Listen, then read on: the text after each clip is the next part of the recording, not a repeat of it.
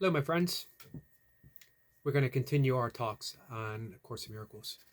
And I'm going to piggyback on what I talked about on a live stream, my 5 a.m. live stream, where I mainly read from A Course in Miracles,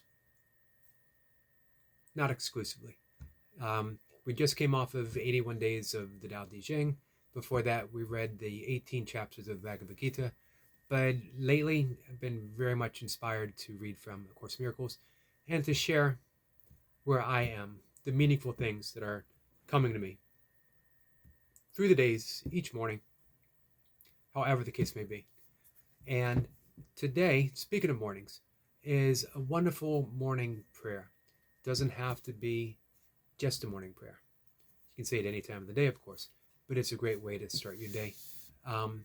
I've mentioned before, after reading decades ago from Meister Eckhart, the 13th century, 12th century German mystic, where he said, if the only prayer we ever say was thank you, that would be enough. And I took that to heart and I started saying thank you, thank you, thank you 3 times each morning as a practice. And I forgot a lot. I'd wake up and start my day and I'd remember later in the day, I'd vow to do better. Eventually, I was able to say it every day. I didn't always feel it. Certainly not every day. But it started becoming a deeper and deeper practice the more I stuck with it. And I was shown the things to be grateful for that maybe I had not realized. And now it's a spontaneous occurrence when my eyes open up in the morning. There comes a thank you, thank you, thank you. As well, before I meditate, I'd like to do a simple prayer. It's from A Course in Miracles, and we are asking God, Jesus, the Holy Spirit, the Tao, Buddha, the universe, love, presence. Pick something that works for you. Or nothing at all. Just offer it up. And I'm asking, what would you have me do?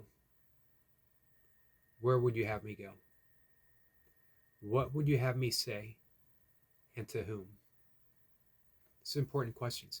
Because what I'm signifying is that I don't know.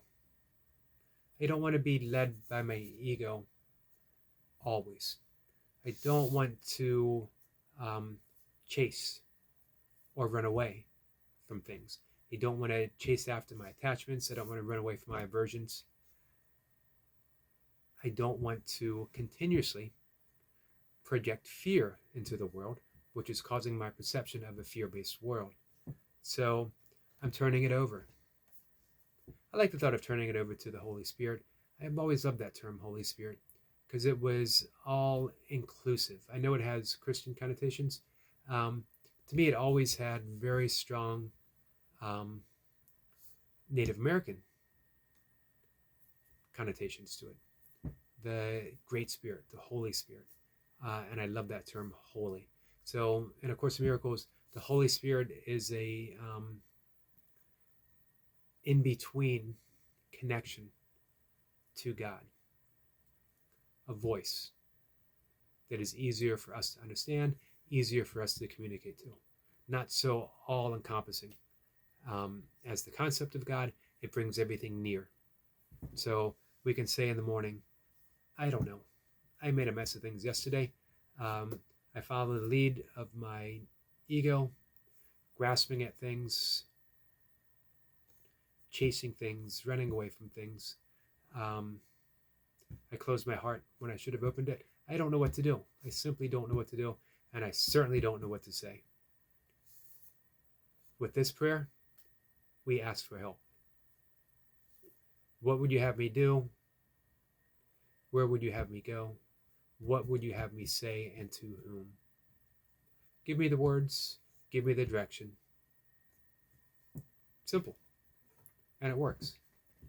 I love doing it before I do a live stream because, man, I can ramble. I can ramble with the best of them. And they mainly, does not amount to anything at all. But if I can hush, if I can be quiet, if I can start before I come on camera and ask those all important questions, say that important prayer, I'm often led to say the right thing at the right time to the right people. Not all the time, because I can still find myself closing off. But the prayer says, I know this happens. I know I close myself down. I know I stumble over words. I know I say the wrong thing. But help me. Remind me to be quiet. Because the voice of the Holy Spirit, the voice of God, the voice of the mystic Jesus, the voice of Buddha, the Tao, the universe, the voice of love, is always, always whispering. It doesn't shout. The ego shouts. So we've drowned out the voice of spirit. Now's our opportunity. We say this little prayer and we allow ourselves, we surrender to what is.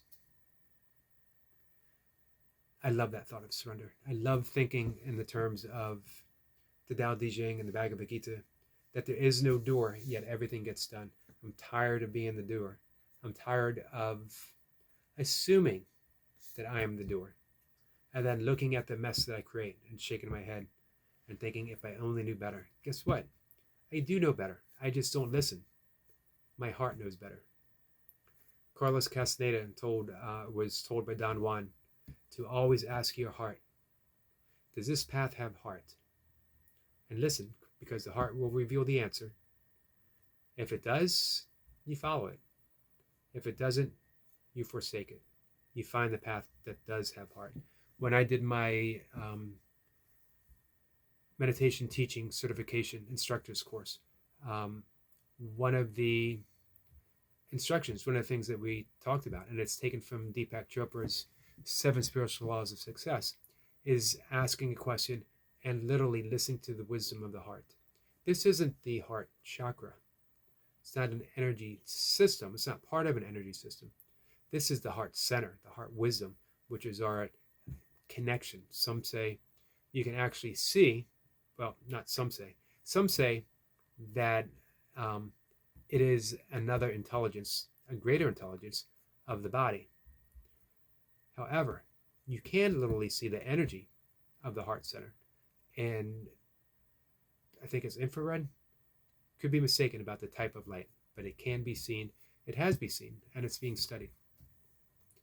It's no different than the Holy Spirit. It's no different than the voice of God. We just need to listen. So we can ask that prayer, and we can tune into the heart center and just listen. Just listen.